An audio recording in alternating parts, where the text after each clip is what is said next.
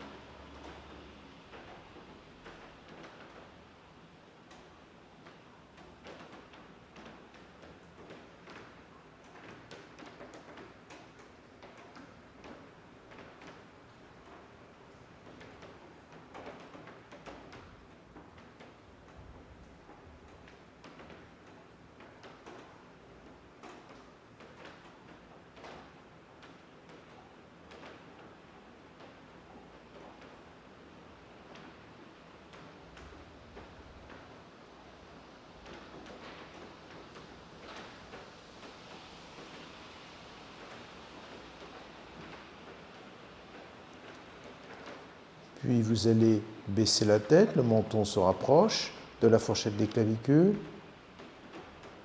Reposez les mains sur les genoux. Inspirez et redressez le visage. Et ouvrez doucement les yeux, en commençant par le sol. Bien. Alors pour préparer cette posture, qu'est Hanumanasana, il va falloir travailler consciencieusement aussi bien le devant du corps que l'arrière, car c'est une posture très particulière qui sollicite autant le devant que l'arrière du corps. Donc on va commencer déjà par Tadasana, une posture debout, une posture d'ancrage au sol.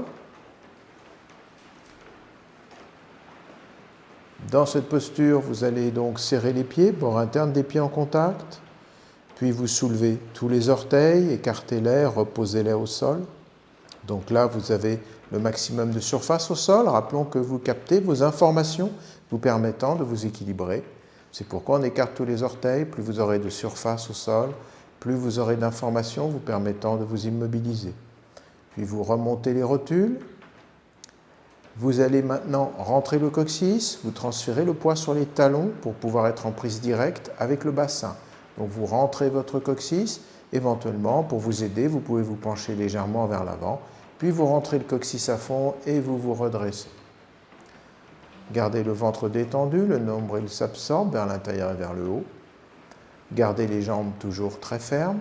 Puis on va travailler le deuxième étage, les épaules. Donc vous tournez les paumes de main vers l'extérieur, pouce vers l'arrière, éloignez les épaules des oreilles.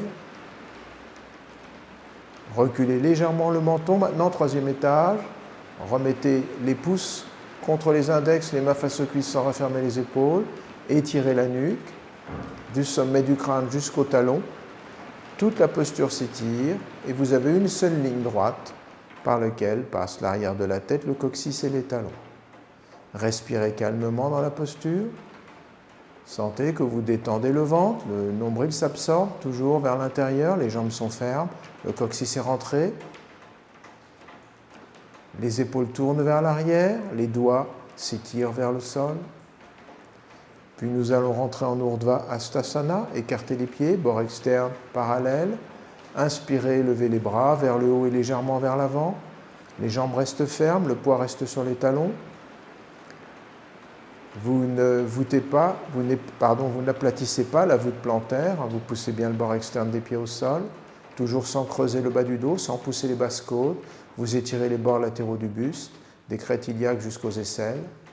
Vous pouvez étirer au départ les bras légèrement vers l'avant, toujours dans l'idée de ne pas creuser le bas du dos. Puis vous reculez vos épaules, reculez les bras. Idéalement, l'intérieur des bras touche les épaules et vous descendez les trapèzes vers les reins. Visage détendu, respirez calmement. Étirez puissamment les bras vers le haut. Toujours en rentrant le coccyx. Puis on va rentrer en Uttanasana, attrapez vos bras, expirez, partez vers l'avant, dos à l'horizontale, le poids sur les talons dans un premier temps. Vous poussez le haut des cuisses en arrière, tirez les bras vers l'avant. Puis expirez, laissez tomber la tête et le buste. Transférez en même temps le poids sur le devant du pied maintenant. Et là, on va travailler la posture à partir du sol. Vérifiez déjà que le bord externe des pieds est parallèle, que la voûte plantaire est intacte. Remontez maintenant vos rotules et regardez si les deux rotules regardent de face. Il est important que les rotules aient été remontées depuis le début. Si je dis regardez maintenant vos rotules, c'est juste pour porter votre attention sur cet étage, ce n'est pas pour commencer à les remonter, elles l'étaient déjà. Mais vous ne poussez pas les genoux vers l'arrière, il ne s'agit pas de forcer l'articulation, il faut juste remonter les rotules. Les deux rotules doivent regarder de face, si ce n'est pas le cas, corrigez à partir du haut des cuisses. Écartez le haut des cuisses l'une de l'autre, creusez les aines, poussez le périnée au plafond. Gardez le ventre souple. Si la détente arrive à se produire, petit à petit, vous sentez que le buste descend. Accompagnez cette détente en tirant les bras vers le sol. Vous tirez les coudes vers les coups de pied. Écartez les épaules l'une de l'autre, laissez tomber la tête. Une tête peut faire dans les 4 kilos et quelques, peu importe. Même si c'est une combinaison d'eau et de graisse, en tout cas, ça pèse dans les 4 kilos. Laissez donc tomber votre tête, sinon vous allez mettre ces kilos en tension sur le reste de la colonne vertébrale. Puis inspirez, tirez vos bras vers l'avant, poids sur le devant du pied toujours, remontez, toujours les jambes très fermes, remontez à la verticale. Bien, et nous enchaînons avec le chien tête en bas qui se dit Adho Mukha Svanasana. Adho qui veut dire vers le bas, Mukha c'est la tête, Svana c'est le chien, Asana c'est la posture. Donc c'est la posture du chien qui regarde avec sa tête en bas. Commençons d'abord par adopter une posture que d'aucuns appellent le guetteur. Toujours est-il que dans cette posture, qui est une façon de partir en Adho Mukha, il faut que l'arrière de la tête, le coccyx et les talons soient alignés sur une sorte de planche virtuelle qui est derrière vous. Les bras sont verticaux et les plantes de pied sont verticales. Tous les doigts sont écartés en pattes d'oiseau. Puis inspirez, expirez, toujours les talons remontés, vous vous éloignez des mains, vous faites descendre le buste. Mais vous ne creusez pas le bas du dos, là est le premier piège. On ne creuse pas le bas du dos, on tire le sternum vers le bassin. Puis regardez vers vos mains, là est le deuxième piège. Si vous faites tomber la tête, le haut du dos va se voûter. Regardez vers vos mains, toujours pour étirer le haut du dos. Plaquez bien les paumes au sol comme des ventouses, puis prenez un solide appui sur la base des pouces et l'index. Et vous tournez les épaules vers l'extérieur, ce qui veut dire que les plis des coudes vont regarder vers le plafond et les coudes vers le sol, le plus possible. Et enfin, expirez, ramenez les talons au sol, les cuisses légèrement tournées vers l'intérieur afin que les bords externes des pieds fussent parallèles. ramenez les talons au sol tant que faire se peut. Sinon, vous pouvez planter vos talons sur un mur ou sur un support, comme des briques par exemple.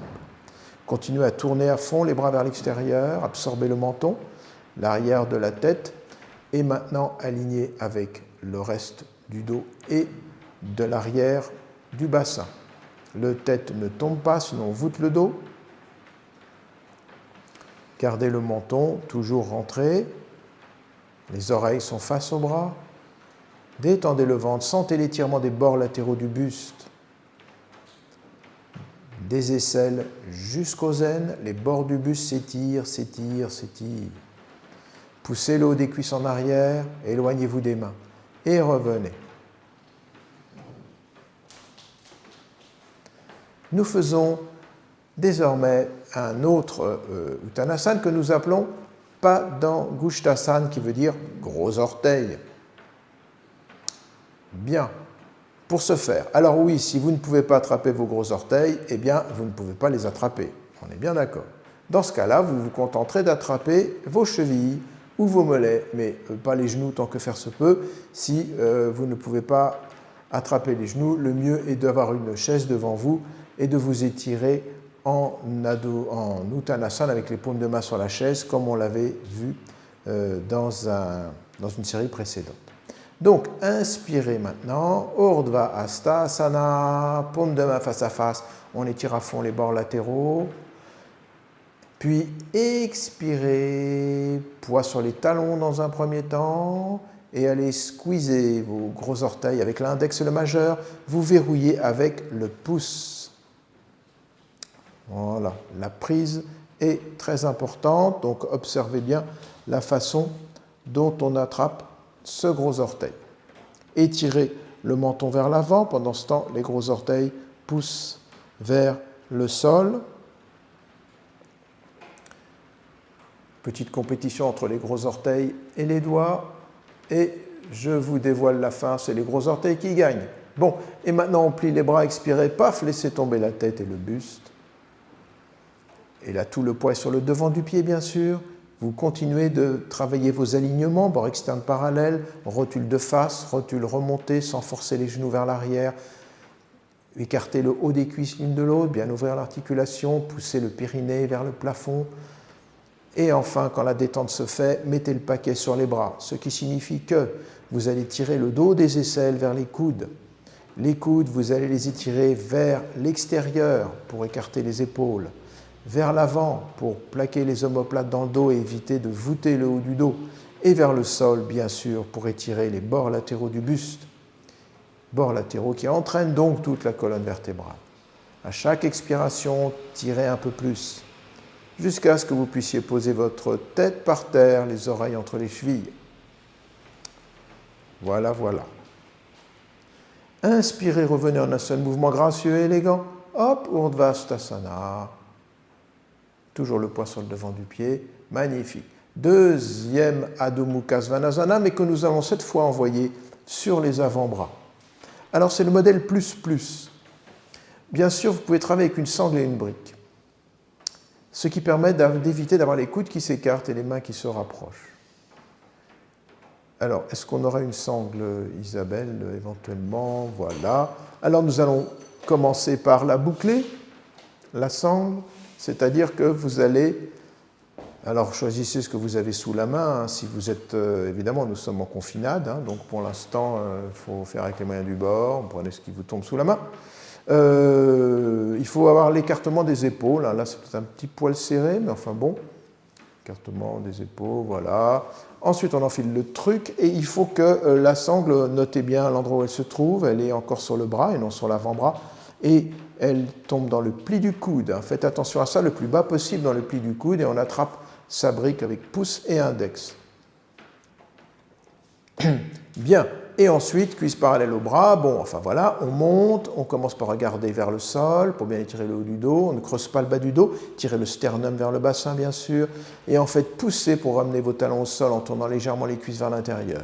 Dans cette configuration, il est bien évident que les talons auront grand mal à toucher le sol, qu'importe, vous poussez. Et là, vous allez voir que ça va tirer bien comme il faut sur les épaules. il convient de ne pas sentir la poussée de la sangle. Autrement dit, faites comme si vous vouliez échapper à la sangle. Pour ce faire, et de même comme si vous deviez éviter de pousser avec vos index contre les briques. Sinon, vous allez vite vous constater que les paumes de main ne sont plus à plat. Pour ça, il faut pousser sur la base des pouces et l'index, et il faut tourner les épaules vers l'extérieur, ce qui revient à rapprocher les coudes l'un de l'autre. Au moins, ils ne s'écarteront pas plus. On pousse, on pousse, on pousse, on pousse, on pousse. Les avant-bras sont parallèles. C'est un exercice qu'on doit pouvoir faire même sans briques et sans sangle, sans avoir les coudes qui s'écartent. Ensuite, vous pouvez faire passer la tête par-dessus la sangle, sommet de la tête au niveau de la sangle. Et on revient. Bien. Alors, oui, donc évidemment, on peut le faire sans la sangle. Hein, voilà. Donc maintenant, on va enchaîner en étirant, d'abord en ouvrant les épaules. C'est un exercice que vous connaissez bien maintenant. On peut le faire, étant donné qu'on va faire quelques sauterelles tout à l'heure, et afin d'éviter de cramper au niveau de la plante de pied, on va essayer d'étirer un petit peu la plante de pied. Hein, c'est pas plus mal, donc on va s'asseoir sur les orteils retournés. Alors si ça vous est par trop désagréable, en gardant les talons serrés, on peut faire plusieurs choses. On peut placer une brique sous les tibias déjà, ou on peut, voilà, une brique sous les tibias, ça limite l'angle de flexion des orteils. Ainsi, la posture est plus facile à gérer, hein, parce qu'il ne s'agit pas non plus d'avoir trop mal. Hein. Le yoga n'est pas une compétition de masochistes. Donc, il s'agit de pouvoir gérer. Quand une situation devient inconfortable, ben, on essaye de voir comment, avec la respiration, et pour peu que l'alignement soit bon, on peut arriver à la tenir en se relâchant. Mais si ça fait trop mal, on ne pourra rien faire. Donc, il faut bien ne pas mélanger la sensation d'inconfort qu'on doit transformer en confort et une douleur qui ne sert absolument à rien. Voilà, on peut aussi placer une épaisseur, vous voyez, derrière la boule des gros orteils. Bon, quand tout ceci est fait, on envoie Paschimottanasana Namaskarasana. Namaskar, c'est les paumes de main face à face. Paschima Namaskar, c'est tout simplement les mains dans le dos. Voilà, vous pouvez voir dans le miroir d'ailleurs que les paumes de main sont bien installées face à face. À partir de là, on pousse. Sur la base des pouces, on tourne à fond les épaules vers l'arrière. Et on essaye de monter ses doigts suffisamment haut pour qu'elles se retrouvent bien entre les omoplates. Bien sûr, tout en faisant ça, on ne creuse pas le bas du dos. On ne pousse pas les basses côtes vers l'avant. Et vous respirez calmement, tranquillement. Sentez que les épaules s'éloignent des oreilles, que vous arrivez à travailler l'ouverture de ces épaules. Si vous pouvez plaquer vos paumes de main face à face, c'est un bonus. Si vous avez quelqu'un avec vous qui peut vous pousser les deux paumes l'une contre l'autre derrière vous, c'est aussi un bonus. Sinon, débrouillez-vous tout seul. Respirez tranquillement. Et revenez. Maintenant, étirez un petit peu vos orteils au sol. Ça fait du bien de les étirer un peu au sol. Hein, voilà. Bon. Nous enchaînons avec un étirement des cuisses et des psoas. Rappelons que les psoas, ce sont les muscles profonds du bassin qu'on ne peut pas toucher parce qu'ils sont situés derrière les intestins, mais ils n'en sont pas moins des plus importants. Alors, maintenant, on va placer le pied vers l'avant. Le talon un peu plus en avant que l'aplomb du genou, car quand on va attraper le pied droit, le bassin va ensuite progresser vers l'avant et donc le tibia gauche sera vertical. On replie donc la jambe droite et on va attraper les gros orteils. Tous les doigts sont serrés, on fait une sorte de cuillère avec la main droite, le pouce reste au contact de l'index, aucun orteil ne dépasse, main gauche derrière la main droite, ouvrez les épaules et mettez du poids sur le pied avant. Si votre talon est près de la fesse, vous n'êtes plus sur votre rotule droite, ce qui fait que ça reste très confortable. Mais si vous avez des sensations un peu pénibles, vous pouvez bien sûr mettre quelques épaisseurs sous le genou droit. Ensuite, vous ouvrez les épaules, vous ne creusez pas le bas du dos, vous rapprochez petit à petit le talon du fessier. Bien sûr, il ne s'agit pas de forcer brutalement, il faut que petit à petit, grâce à la détente et à une expiration judicieuse, vous arrivez petit à petit à étirer cuisses et psoas. Maintenant, on va équilibrer la posture, car il ne vous a pas échappé, pratiquants avisés, que le bassin n'est pas de face. Donc, on va équilibrer le bassin.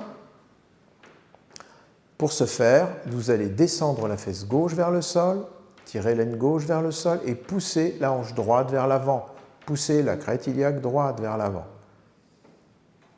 Ceci va permettre d'avoir un bassin plus horizontal et va permettre de paralléliser le bassin avec le petit bord du tapis. Vous aurez l'impression de tourner vers la gauche, en fait, vous ne ferez que vous redresser. Maintenant, si votre épaule s'y prête, vous avez deux façons en fait d'attraper maintenant votre pied droit. On peut soit mettre les doigts en direction de la cheville, le bras gauche étant étiré avec la paume de main vers le plafond, pousser l'index joint dans un élégant mudra. Puis vous allez pousser l'épaule droite vers l'avant et avec un bon appui sur le genou gauche, vous éloignez l'épaule gauche de l'oreille gauche. Ça vous donne un très bon travail de l'épaule en même temps. Mais ça, c'est valable si votre épaule est un peu dure ou que votre talon est loin de la fesse droite. Si ce n'est pas le cas, vous pouvez attraper différemment le pied. Vous attrapez donc le pied droit par l'intérieur. Vous faites descendre le poignet le plus près possible de la cheville pour ne pas vous retrouver uniquement sur le gros orteil et vous retournez la paume vers l'avant. Ce qui signifie que les doigts, cette fois-ci, regardent vers l'avant. Vous poussez le pied droit en avant et vous avez la paume de la main gauche vers le plafond. Continuez à pousser l'épaule droite en avant, à reculer l'épaule gauche et vous respirez tranquillement. Formidable travail de l'épaule que cette posture. En même temps que vous étirez cuisses et psoas. Et revenez. Bien, ça a quand même tiré un petit peu dans le bas du dos, même si bien évidemment, en pratiquant Zavisé, vous avez évité de creuser le bas du dos. Bien, maintenant jambe gauche, pied droit plus en avant que l'aplomb du genou, puis on va attraper le pied gauche dans la main gauche, pouce et index joint, on fait une cuillère avec la main gauche, aucun orteil ne dépasse, le gros orteil ne passe pas par-dessus le petit doigt. Puis on va mettre la main droite derrière la main gauche. Voilà, on ouvre les épaules, on rapproche petit à petit le talon du fessier. Attention au piège, ne creusez pas le bas du dos. Le coccyx doit toujours rester rentré. Maintenant, on aligne le bassin, ce qui veut dire qu'on va pousser la hanche gauche en avant tout en descendant la fesse droite. Voilà, poussez la crête iliaque gauche, descendez l'aine droite. Prenez un bon appui sur le pied avant pour garder l'équilibre. Enfin, on va travailler l'épaule gauche. Au choix, soit vous attrapez, ça dépend si votre épaule est un petit peu dure ou que le talon est trop loin du fessier, vous mettez la paume sur le coup de pied. Plus les doigts seront près de la cheville, plus ce sera simple. Puis le bras droit va se placer sur le genou droit. Poussez index joint vers le plafond. On va maintenant éloigner l'épaule gauche de l'oreille gauche, l'épaule droite de l'oreille droite, et vous essayez de pousser toute la partie gauche du buste vers l'avant, de façon à ce que ce buste soit parallèle lui aussi au bord du tapis. Respirez tranquillement. Si maintenant vous êtes assez souple de l'épaule, vous pouviez, dès le départ, attraper le pied de façon à pousser la paume vers l'avant. Là encore, plus le poignet sera près de la cheville, mieux ce sera. Ça vous évitera de n'attraper que le gros orteil. Et revenez. Très bien, pratiquant Zavisé. Maintenant, l'arrière du dos, même s'il a été bien contrôlé, peut, notamment au niveau lombaire, a été un petit peu trop sollicité quelquefois. Alors on va se détendre avec Chaturanga Dandasana, le bâton à 4 membres. Donc, vous avez le choix entre le faire au sol ou le faire sur des briques. Si vous n'êtes pas très entraîné, faites-le sur des briques. Sinon, faites-le au sol. Il faut maintenant que les avant-bras soient verticaux, ce qui veut dire que les poignets doivent être à la hauteur des côtes flottantes, juste au-dessus du gras. Voilà, on retourne les orteils, on décolle les genoux et on enclenche la marche arrière. Dans un premier temps, le front peut se reposer paisiblement au sol afin que la nuque puisse se reposer. Vous étirez les talons en arrière, vous tirez les coudes en arrière, vous éloignez les épaules des oreilles, donc la nuque se détend, les trapèzes descendent. Vous inspirez et en expirant, poussez à fond la marche arrière et décollez du sol. Vous êtes au ras du sol comme un caïman et vous rentrez le coccyx. Et là, c'est le moment de mettre le paquet sur le coccyx. Plus vous tirez en arrière, plus vous rentrez le coccyx. Vous pouvez regarder devant vous, légèrement vers le sol, tirez tout en arrière, ne creusez pas le bas du dos. On tire, on tire, on tire, on tire, on tire, on tire, on tire, on tire, on tire. Et on revient. Bon. Préparez-vous pour Bekasana. Bekasana qui signifie la grenouille. La grenouille existe en version demi ou en version complète. On va commencer par la demi. Alors, pour faire cette posture convenablement, déjà, c'est une sorte de flexion arrière, soyons clairs. Donc, on va commencer par installer nos jambes. On lève la jambe droite tendue, tournez vers l'intérieur, puis vous posez au sol. Idem potence pour la jambe gauche, les gros orteils se touchent, les petits orteils sont au sol. Les jambes sont tendues. Le coccyx est rentré à fond dans le bassin. Plaquez la symphyse pubienne au sol. Bien, quand tout ceci est fait, nous allons placer l'avant-bras gauche sous les épaules. Cet avant-bras va nous permettre de nous soutenir. Coude gauche sous l'épaule gauche, main gauche sous l'épaule droite. L'inverse étant peut-être possible, mais un petit peu difficile à réaliser. En tout cas, guère souhaitable. Bien, maintenant, on va replier la jambe droite et on va retrouver un peu nos deux prises de main possibles. Soit vous êtes, le talon est trop loin de la fesse droite ou l'épaule droite est un peu dure et vous pouvez attraper par au-dessus. Mais idéalement, il faut passer par l'intérieur. C'est un meilleur travail de l'épaule. Et comme dans la posture de tout à l'heure, maintenant vous avez les doigts de la main dans la même direction que les orteils et vous poussez la paume vers le sol. Vous ramenez le talon près du sol. Alors là, une petite remarque, si vous êtes sûr de vos ménisques et que vous avez facilement l'habitude de vous asseoir entre les talons en virasana, alors vous pouvez pousser le talon très près du sol. Sinon, un peu de prudence ne serait pas déplacé. Maintenant, le travail consiste à rapprocher l'épaule droite du sol tout en reculant l'épaule gauche, les deux épaules éloignées des oreilles, bien sûr. Le bras gauche vous soutient, vous détendez le ventre, vous rentrez le coccyx, vous gardez la cuisse gauche fermement tenue, la jambe gauche est tendue, les petits orteils du pied gauche touchent le sol. Et vous étirez le sternum vers l'avant. Ayez la sensation que tout votre ventre s'étire comme une peau de tambour. Vous devez vous étirer vers l'avant, tout en poussant à fond le coccyx vers le sol. Et nous revenons. Excellent travail pour la hanche, pour libérer cette énorme articulation. Changement de côté. Donc, bras droit en soutien, coude droit sous l'épaule droite, main droite sous l'épaule gauche. On replie la jambe gauche et hop, on va attraper le pied. On va peut-être brièvement vous remontrer la phase au cas où vous auriez des difficultés. Et nous passons très vite à la phase où vous pouvez travailler votre épaule. On tourne la paume, bien évidemment, vers l'avant. Enfin, vers le sol, les doigts étant vers l'avant. Tirez le sternum en avant, sentez qu'il y a un fort étirement du ventre. Le ventre s'étire, les épaules s'éloignent des oreilles, vous rapprochez petit à petit le talon du sol. Respiration fluide. Bien sûr, à aucun moment vous ne vous crispez. Si vous pouvez pousser vos talons au sol, allez-y, mais il faut pour ça que vous soyez absolument sûr que vos ménisques suivront le mouvement. Et revenez. Là encore, on s'est un petit peu tendu.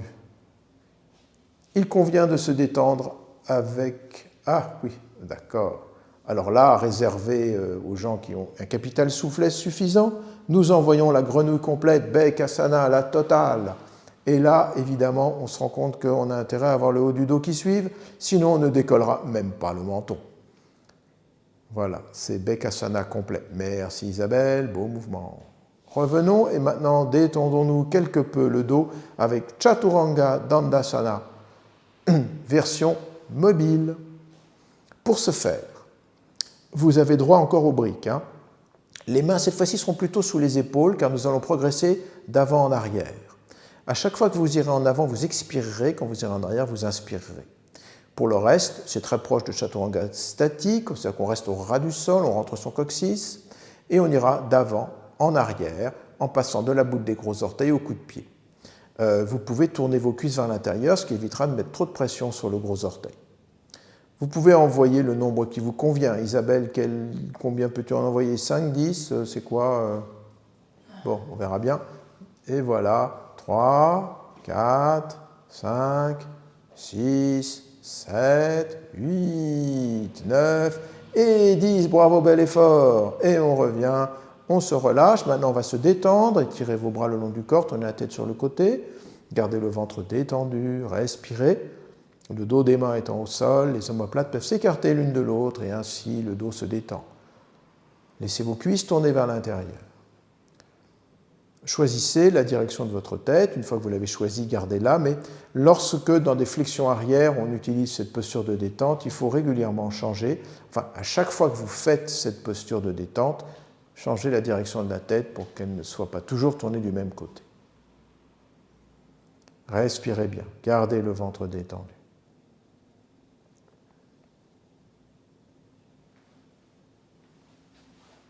Bien, et nous revenons. Alors, nous allons maintenant pratiquer quelques flexions arrière de façon à être à l'optimum pour pratiquer Hanumanasana. On va commencer par une posture qui est en quelque sorte considérée comme une posture d'entrée de gamme. Enfin, ça n'a rien de péjoratif, puisque même des pratiquants ayant des dizaines d'années de pratique continuent à progresser dans cette posture. Ce sont les sauterelles, Salabhasana. Ils existent en plusieurs variantes. Certaines sont vraiment très difficiles à réaliser. Là, on va prendre une posture, une sauterelle, un modèle de sauterelle assez simple, dans lequel le bassin est au sol. Donc, comme le bassin est au sol, on considère que ce sont des arrières simples. Donc, on va commencer par prendre la position de départ. On soulève la jambe droite, on tourne vers l'intérieur, on pose au sol. On en fait autant de la jambe gauche. Donc, les jambes sont tendues, les gros orteils sont au contact. Et vous rentrez votre coccyx à fond dans le bassin. Maintenant, on va allonger les bras le long du corps, paume de main vers le plafond. Puis, vous allez décoller les mains du sol. Tournez vos épaules vers l'arrière, rotation des épaules, mais les paumes restent vers le plafond. Vous éloignez les épaules des oreilles, le coccyx est rentré. Et vous inspirez, expirez, décollez la tête, la poitrine et les jambes. Respirez tranquillement. Idéalement, alors bien sûr les gros orteils se touchent, idéalement les fessiers sont détendus, vous pouvez vérifier vous-même avec un bref coup de pouce pour voir si c'est relâché. Si ça ne l'est pas, eh ben, c'est dommage. À vous de travailler pour que ça se relâche, mais sinon continuez, n'abandonnez pas pour autant.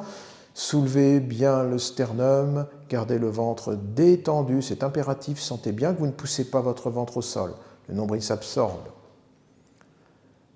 Tirez bien vos gros orteils vers l'arrière, c'est une extension complète au niveau des jambes. On a travaillé les psoas et les cuisses, ça doit être plus facile. Soulevez la poitrine, regardez devant vous. Respirez, ne bloquez jamais le souffle dans une flexion arrière, sinon vous aurez une migraine. Voilà, faites cette posture, tenez-la comme si vous deviez rester 1 heure comme ça. Donc programmez-vous pour lâcher sélectivement des points qui peuvent être des points de tension. Et revenez. On va prendre une petite position de repos intermédiaire. Cette position intermédiaire, donc entre deux postures identiques, puisqu'on va la refaire une deuxième fois, peut-être sous un autre mode, on va simplement laisser le front au sol et les avant-bras sur les côtés. Si vous avez de l'espace latéral, on peut également utiliser une autre technique, à savoir placer les 2 paumes l'une sur l'autre avec le front sur la dernière. Et là, vous tirez vous écartez les coudes, vous laissez les omoplates s'écarter. C'est une autre façon de faire un repos intermédiaire. Bien.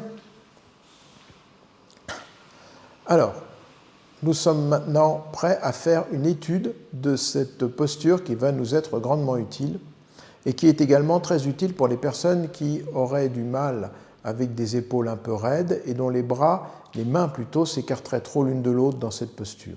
On peut travailler avec une sangle que nous allons mettre derrière le dos. La même sangle que tout à l'heure, le même écartement, celui des épaules. Puis on se met à plat ventre. Et tout en tournant les cuisses vers l'intérieur, on va placer nos paumes de main face à face, les bras sont tendus. et la sangle va se trouver au niveau des poignets. Voilà. Pour le reste, c'est idem, hein. On garde le fond au sol, on ouvre les épaules, on commence bien évidemment à rentrer son coccyx à fond, on soulève les bras. Voilà. Et là, la sangle va nous permettre de garder les mains à distance constante et va nous permettre aussi de faire un gros travail d'épaule. Donc on va éloigner les épaules des oreilles, puis on monte les mains de plus en plus, on inspire, on expire, décoller la tête, la poitrine, et vous pouvez garder les coups de pied au sol dans cette variante, ça change un peu. Poussez bien les coups de pied au sol et tirez vos doigts loin en arrière et loin vers le haut. Rentrez votre coccyx à fond. Plus vous montez les mains, plus vous rentrez le coccyx. Le ventre est détendu, le nombril s'absorbe vers l'intérieur et vers le haut. Respirez. Sentez que les épaules travaillent au maximum. Faites fumer les épaules. Montez, montez, montez, respirez. Encore quelques instants dans cette posture. Faites craquer le sternum. Sentez que la poitrine s'ouvre. Et revenez. Bien, tournez la tête de l'autre côté, virez la sangle. Paume de main vers le plafond, laissez les cuisses tourner vers l'intérieur. Relâchez-vous, détendez le ventre, respirez.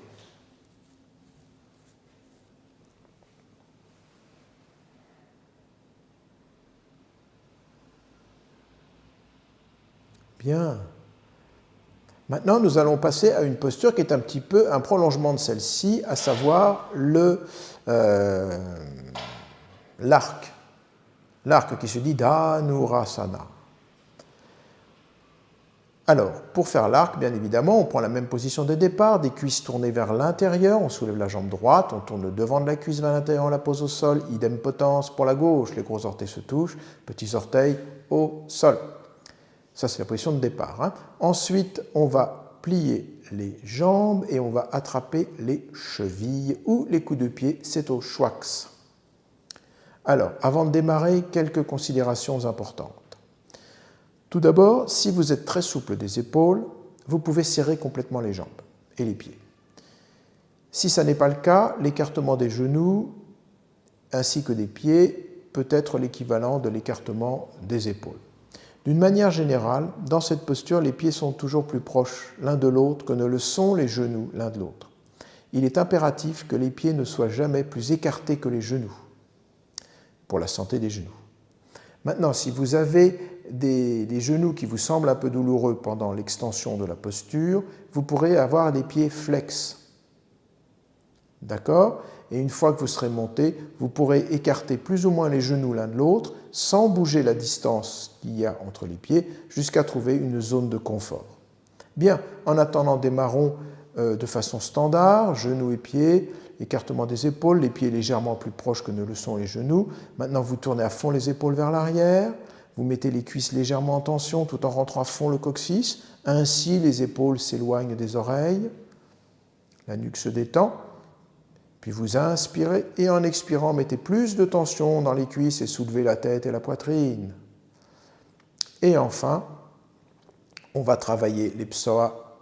Vous allez pousser les gros orteils vers le plafond. Ne pensez pas, je tends davantage les cuisses. Pensez, je pousse les gros orteils vers le plafond. Respirez paisiblement. Tournez toujours à fond les épaules vers l'arrière. Rappelons que les bras sont les cordages de l'arc et par conséquent ne se plieront jamais. Si vous pliez les bras, vous allez rétrécir le rayon de courbure du dos et vous risquez de vous faire mal, sans compter que vous ne travaillerez plus vos épaules. Respirez, essayez de pousser un peu plus les orteils vers le plafond. Là encore, si vous êtes très souple, vous pouvez bien sûr serrer les jambes. Respirez. Ne poussez pas le ventre au sol, bien sûr, et revenez. Bien. Position intermédiaire avant d'en envoyer une deuxième couche. Laissez les cuisses tourner vers l'intérieur, relâchez-vous.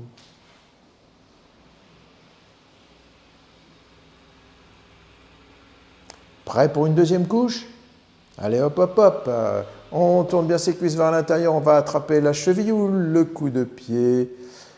Coup de pied droit dans la main droite, coup de pied gauche dans la main gauche. L'inverse, c'est possible, mais quelque peu délicat à réaliser. Bien, maintenant que ceci est fait, on va commencer à installer la posture. Bien sûr, le coccyx rentre à fond dans le bassin, la symphyse pubienne est plaquée au sol. Vous tournez vos épaules vers l'extérieur. Mettez un peu de tension dans les cuisses afin d'éloigner les épaules des oreilles. Inspirez. Expirez, soulevez la tête et la poitrine et poussez les orteils vers le plafond. Voilà, là Isabelle nous fait la version souple, ce qui fait que les jambes sont serrées, les gros orteils se touchant, il est plus simple de savoir s'il n'y a pas un pied qui monte plus que l'autre. On peut utiliser une autre comparaison, celle d'un voilier. Imaginez par exemple que votre poitrine soit un spinnaker, ou si vous préférez, une sorte de voile frontal, un peu comme il y a sur les dracars. Vous voyez, imaginez, je sais pas, vous avez peut-être vu des Astérix, vous savez à quoi ressemblent les dracars rayés rouge et blanc, etc., etc.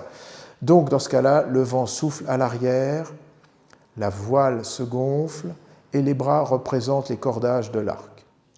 Makarasana, la posture de la créature du Gange.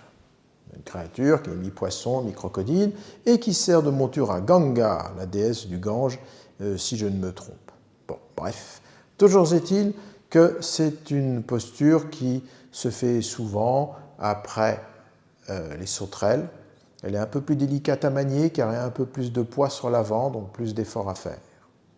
Bien, pour ce faire, nous tournons toujours nos cuisses vers l'intérieur, les gros orteils se touchant, les petits orteils étant au sol, jambes tendues, coccyx rentré, ventre relâché. Puis nous croisons les doigts derrière la tête et non derrière la nuque, je précise. Puis vous montez les coudes, voilà, vous levez le coude, comme on dit, quand les cafés rouvriront. Enfin, en attendant, on lève les deux. Et maintenant, qu'est-ce qu'on fait ? On inspire, on expire et on soulève la tête, la poitrine et les jambes. Voilà, et là, vous tirez vos coudes vers l'avant tout en descendant les trapèzes vers les reins. Le ventre reste relâché. Respirez tranquillement. Étirez, étirez, étirez, étirez, étirez. Et revenez. C'est une posture un peu plus difficile, vous l'aurez remarqué, en raison précisément du fait que l'on tire vers l'avant et donc il y a un centre de gravité de la poitrine, en tout cas, se déplace plus vers l'avant, donc plus d'effort. Bien, en tout cas, c'est une très bonne préparation pour les épaules et même une préparation à la posture sur la tête. Bien, nous avons changé le croisement des doigts. Maintenant, montez les coudes, levez les coudes, front au sol dans un premier temps. Puis vous inspirez, vous expirez, hop, hop, hop, on soulève la tête, la poitrine. En même temps, on tire les coudes vers l'avant, on monte les jambes. Voilà, Makara, la créature du Gange. Ça tombe bien, le tapis d'Isabelle est bleu. Bon, on s'y croirait. Allez, on tire les coudes en avant. On est très ferme sur ses jambes, on ne plie pas les jambes. Les gros orteils continuent de se toucher, ce qui permet de savoir que les cuisses tournent bien vers l'intérieur. Et revenez, allongez les bras le long du corps, repos.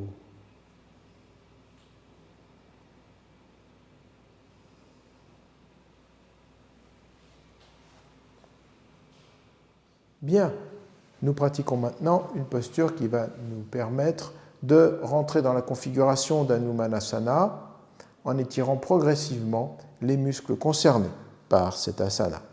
On va mettre les mains au niveau des hanches et on va plier la jambe gauche, on avance le genou gauche, donc la jambe se plie de plus en plus et là le genou gauche aura exceptionnellement l'autorisation de dépasser le talon. On va maintenant aligner le bassin, on pousse la hanche droite en avant, on descend la fesse gauche, la cuisse droite tourne vers l'intérieur, puis vous écartez les bras, paume de main vers le sol. Puis dégagez vos épaules, paume de main vers le plafond. Inspirez et étirez vos bras vers le haut. Si les épaules s'y prêtent, vous pouvez joindre les mains, vous pouvez même crocheter les pouces, commencer à avoir une traction vers le haut. Tirez vos trapèzes vers les reins et si votre nuque ne pose aucun problème, regardez vers les pouces. Soyez ascensionnel, étirez à fond les bras vers le plafond. Respirez tranquillement.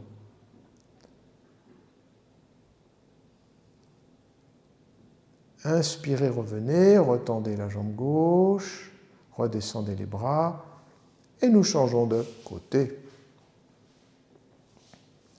Pied droit en avant. Les mains sur les hanches vous permettent de vous aider à stabiliser le bassin. Maintenant, vous laissez le genou droit partir en avant, tout le bassin avance, Le problème est que le bassin risque de se mettre de travers, notamment avec la hanche droite plus en avant que la hanche gauche. Donc on corrige ceci en poussant la hanche gauche en avant, vous pouvez vous aider avec la main gauche, en tirant la hanche droite vers le sol, vous pouvez vous aider avec la main droite.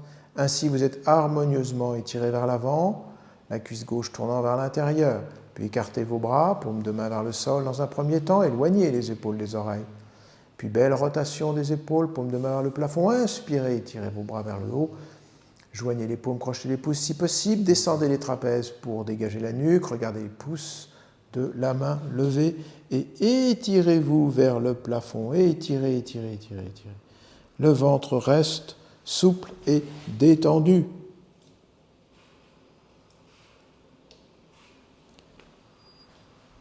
Inspirez, retendez la jambe droite, tirez vos bras vers le haut et on revient.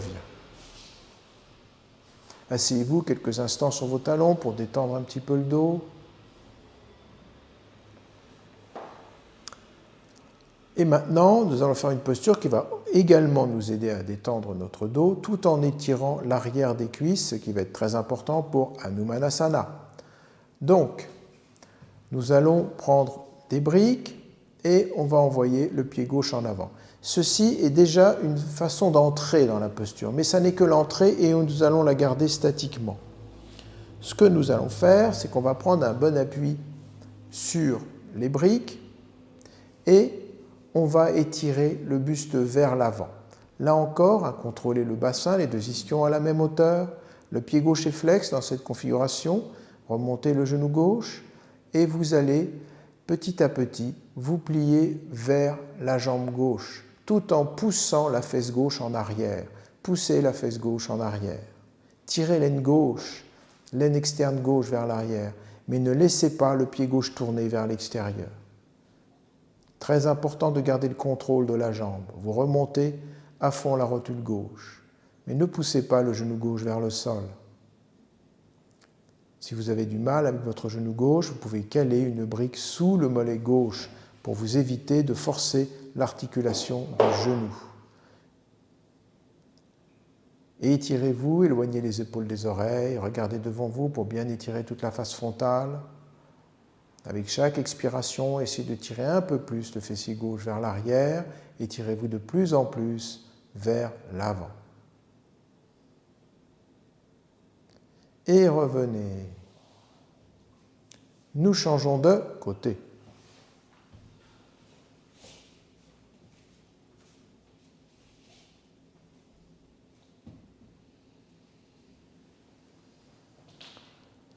Bien, maintenant, vous allez bien tendre la jambe droite, boule des gros orteils du pied droit en avant, remontez la rotule droite, le bassin est stabilisé, et vous allez vous pencher maintenant vers l'avant. Vous tirez l'aine droite vers l'arrière, vous ne laissez pas le pied droit tourner vers la droite, et vous descendez en relâchant de plus en plus l'arrière de la cuisse droite. Le mollet droit aussi va travailler toute l'arrière de la jambe, ce qui permet de bien préparer cette dernière à Hanumanasana. Selon vos possibilités, vous pouvez vous étirer de plus en plus vers l'avant. Si vous avez un souci avec le genou droit, vous pouvez bien sûr caler une brique. Et étirez-vous de plus en plus, tirez le menton vers l'avant. Et revenez. Bien, asseyez-vous sur vos talons quelques instants, relâchez-vous.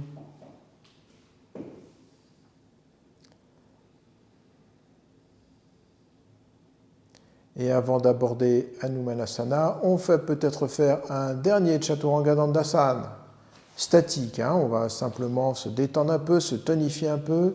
À nouveau, c'est une posture qui est excellente pour la santé du dos, donc à consommer sans modération. Tendez bien les jambes, décollez les rotules, les briques, les poignets sont à la hauteur des côtes flottantes. Donc peut-être un tout petit peu plus en arrière en fait pour être à hauteur des côtes flottantes, les avant-bras devant être au départ pratiquement verticaux. Le fait de retourner les doigts sur la brique permet d'alléger la pression sur les poignets. C'est donc surtout utile si vous avez aussi des soucis aux poignets. Maintenant, étirez les épaules loin des oreilles, les coudes en arrière, les talons en arrière, inspirez, expirez et décollez Restez au ras du sol comme un crocodile, rentrez le coccyx à fond.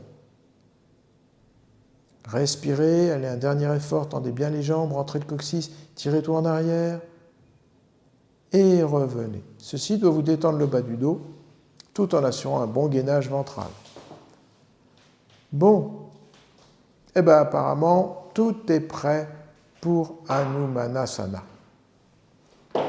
Donc pour préparer cette posture, on va replier un peu le devant du tapis, ce qui va nous servir un petit peu d'appui pour mettre le genou par exemple, ce n'est pas inutile.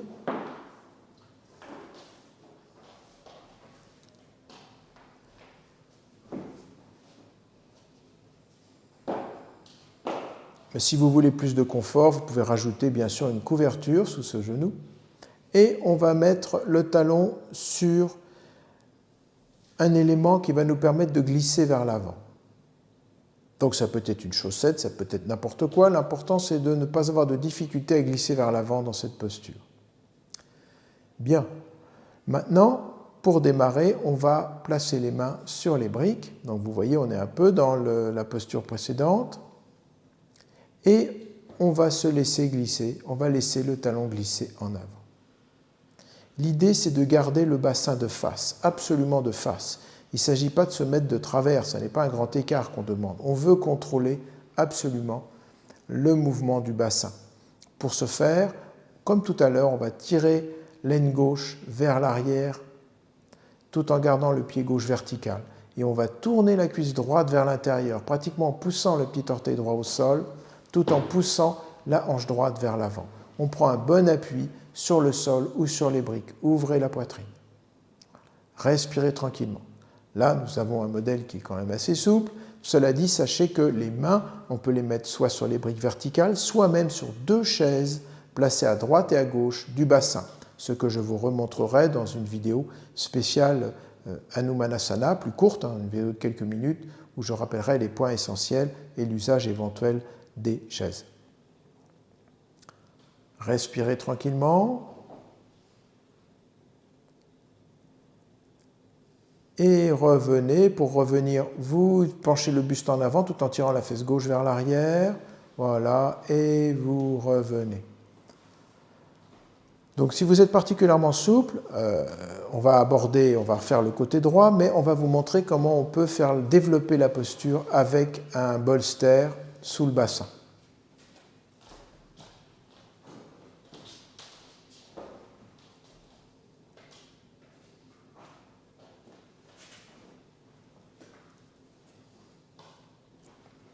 Alors, pour l'instant, dans ce cas-là, si vous avez le bolster sous le bassin, vous pouvez, bien évidemment, rappelons, on met les mains sur des briques, voire sur des chaises, et on va commencer à se laisser glisser vers l'avant, mais c'est une glissade qui est parfaitement contrôlée. On ne se précipite pas, le pied droit, rappelons-le, reste vertical, bout des gros orteils en avant, vous poussez la hanche gauche en avant, vous poussez même le petit orteil gauche au sol pour assurer la rotation de la cuisse, et vous descendez. Si vous êtes très souple, il convient alors de se poser sur le bolster. Il faut que le haut de la cuisse gauche et l'arrière de la cuisse droite soient sur le bolster. Servez-vous des mains sur le bolster pour ouvrir la poitrine et vous stabiliser. Sentez, pour vous stabiliser, que vous poussez le haut de la cuisse gauche contre le bolster ainsi que l'arrière de la cuisse droite. Puis vous écartez les bras, comme dans la posture de tout à l'heure, paume de main vers le sol, éloignez les épaules des oreilles, rotation ensuite des paumes vers le plafond, inspirez, étirez vos bras vers le haut, crochetez les pouces, paume de main face à face, et étirez-vous, descendez les trapèzes vers les reins, regardez maintenant vers les pouces si vous n'avez pas de problème de nuque. Continuez à pousser le haut de la cuisse gauche contre le bolster, ainsi que l'arrière de la cuisse droite. C'est ça qui va vous donner l'équilibre. Ça, c'est la posture complète. Quelques personnes très très souples peuvent se passer du bolster et se retrouver au sol. Mais attention, le bassin doit rester de face.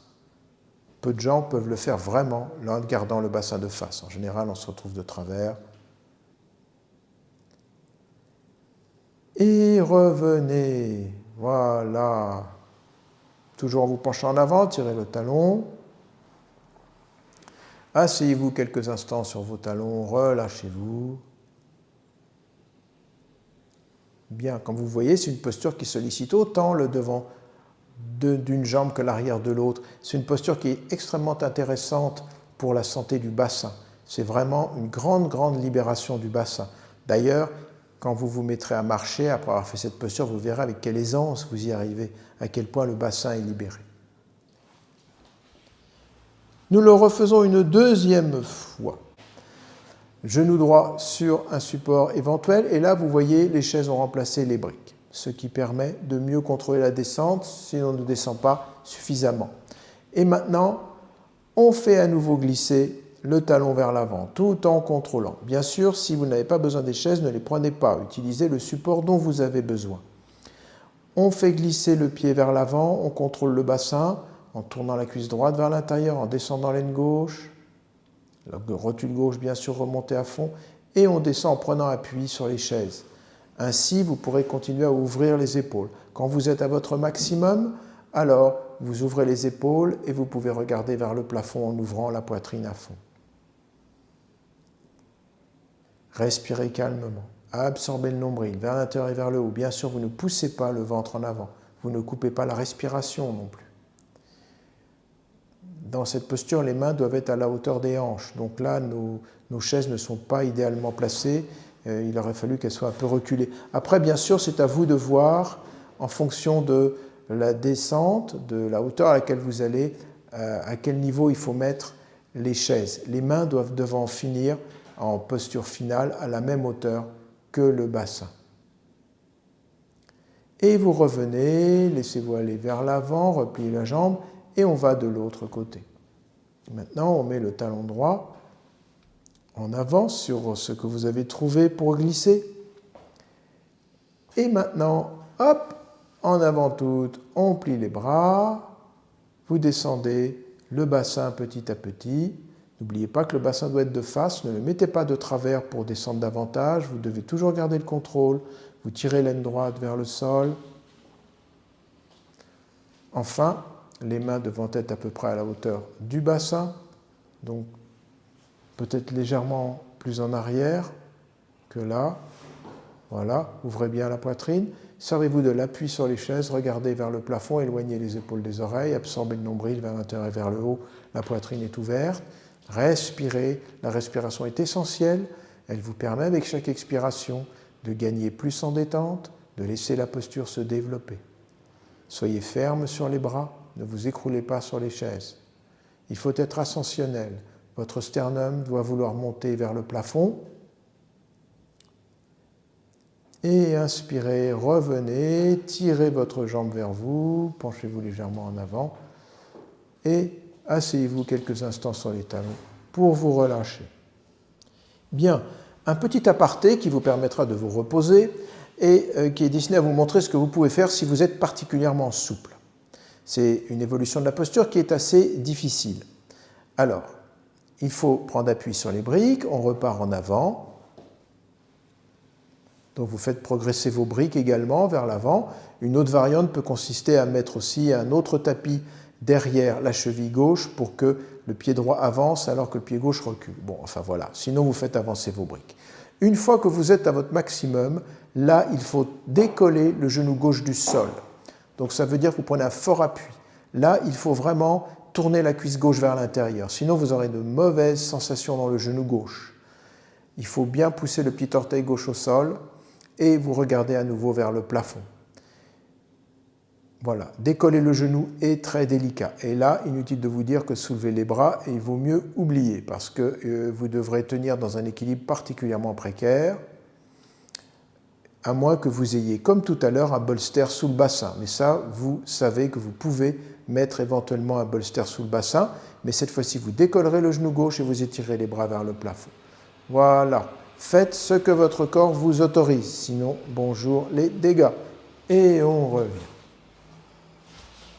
Bien. Nous allons maintenant faire quelques retours de posture, et rien ne vaut Supta Padangusthasana pour remettre un petit peu le bas du dos au repos. Par voie de conséquence, on va travailler d'ailleurs les pieds au mur. Vous allez voir que ça va donner un petit plus. N'oubliez pas, bien sûr, vous allez plier d'abord vos jambes, vous poussez la peau des fessiers vers les talons, puis Vous allongez vos jambes et vous allez avoir la plante de pied gauche contre le mur. Et on va rajouter un petit quelque chose. Il faut que les jambes soient légèrement pliées quand vous avez les pieds au mur. Légèrement pliées. Donc vous avancez parce que quand vous tendrez la jambe, vous verrez que ça fera un petit effet d'étirement sur le bas du dos. Maintenant, on replie la jambe droite. On place la sangle derrière le talon. On descend d'abord à 45 degrés. On met la sangle derrière la partie antérieure du talon. Et c'est là que vous tendez la jambe gauche. En tendant la jambe gauche, vous verrez que ça va faire glisser un petit peu, ça va tirer la peau des fessiers et ça va vous aider à étirer les lombaires. Maintenant, vous poussez la jambe droite à fond vers la sangle et vous allez penser à bien tendre la jambe gauche en gardant le pied gauche vertical, ce qui est facilité par la pose de la plante de pied contre le mur. Vous poussez la boule des gros orteils du pied gauche contre le mur. Puis vous allez ramener la jambe droite à la verticale et vous tirez maintenant la jambe vers le sol, comme si vous vouliez passer à travers le bassin, tout en continuant d'étirer la taille droite. Poussez la fesse droite vers le mur. Ne laissez pas le pied droit tourner vers la droite. Le pied droit doit rester parallèle au tapis. La boule des gros orteils du pied droit pousse vers le plafond.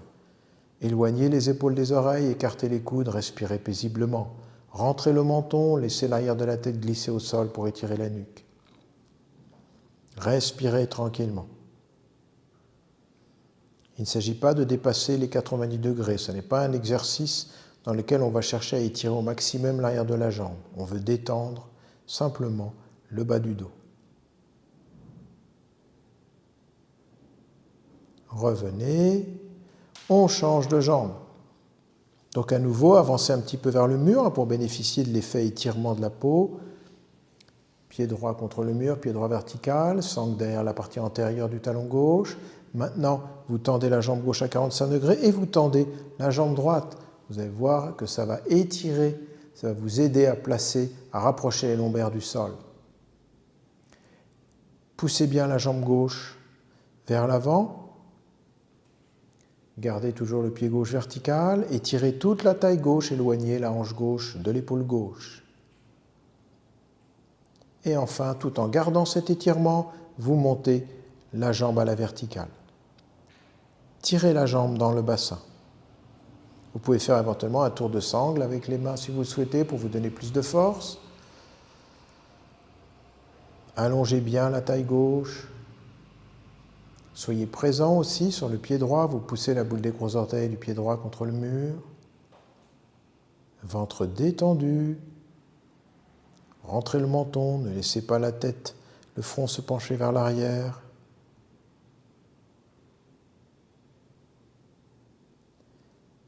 Et revenez. Bien, nous allons maintenant pratiquer une détente particulière. Nous allons pratiquer Shavasana avec les jambes contre le mur. Si vous êtes indisposé, on va vous montrer tout de suite ce que vous devrez faire. Vous ne devrez pas monter les jambes au mur, vous devrez juste placer un bolster sous les genoux. Et à ce moment-là, bien sûr, vous vous allongez et vous poussez la peau des fessiers vers le bolster. Voilà. Ça, c'est en cas d'indisposition.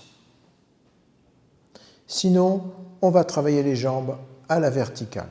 Donc pour ce faire, il faut se rapprocher au maximum du mur.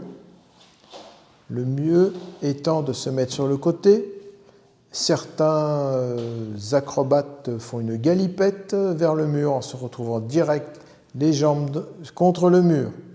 Si vous n'êtes pas entraîné, c'est peut-être un peu à éviter. Il y en a qui ont essayé, mais ils ont eu des problèmes.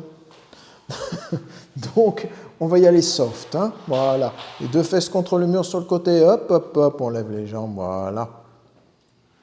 On va mettre l'arrière, et voilà, de la couverture au ras des épaules. La tête repose sur la couverture, rappelons que le front doit être horizontal. Et vous gardez les jambes serrées, rotule remontée, écartez les bras, éloignez les épaules des oreilles, poussez vers le sol. Détendez complètement le visage, lissez la peau du front, agrandissez l'espace entre les sourcils. Détendez les joues, desserrez les mâchoires, relâchez la gorge. Détendez vos épaules, détendez les bras jusqu'au bout des doigts. Relâchez le ventre. Laissez le nombril descendre vers le sol. Relâchez le bassin. Maintenant, vous croisez les chevilles et vous laissez les genoux descendre vers le sol dans une sorte de sukhasana verticale.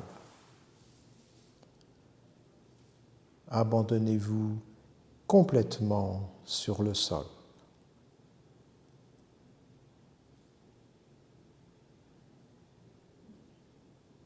Si des pensées se présentent à vous, ne les bloquez pas. Laissez-les simplement circuler, sans les retenir. Pendant quelques instants, vous allez abandonner tout votre corps sur le sol.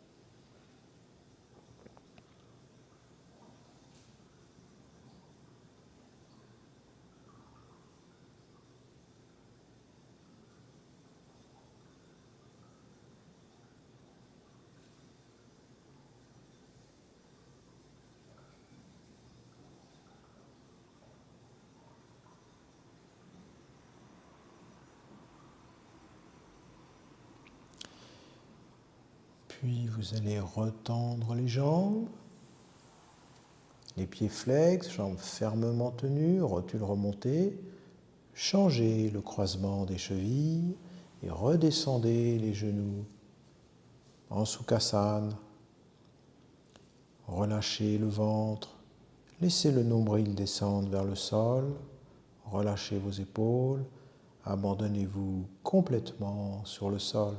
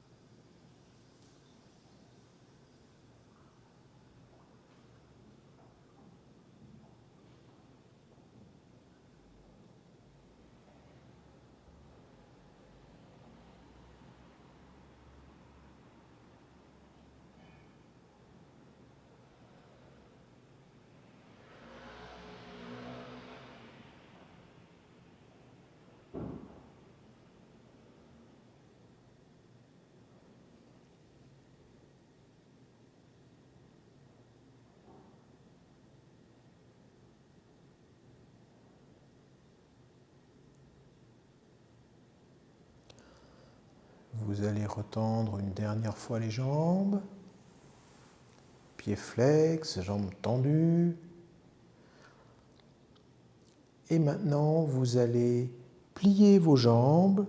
Elles sont toujours serrées, les plantes de pied descendent le long du mur et vous descendez jusqu'à ce que vous sentiez que les fessiers décollent du mur.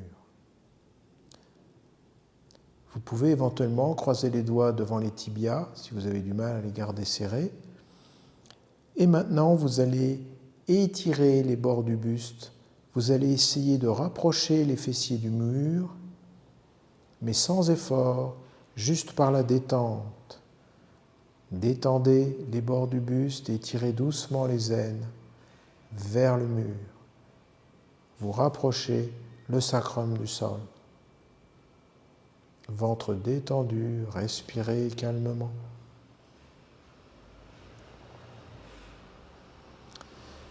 Puis vous allez basculer sur le côté droit du corps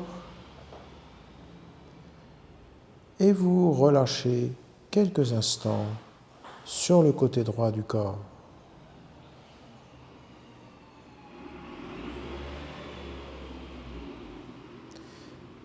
Puis vous laisserez vos yeux s'ouvrir progressivement. Et enfin, en poussant sur la main gauche, vous pourrez revenir vous asseoir.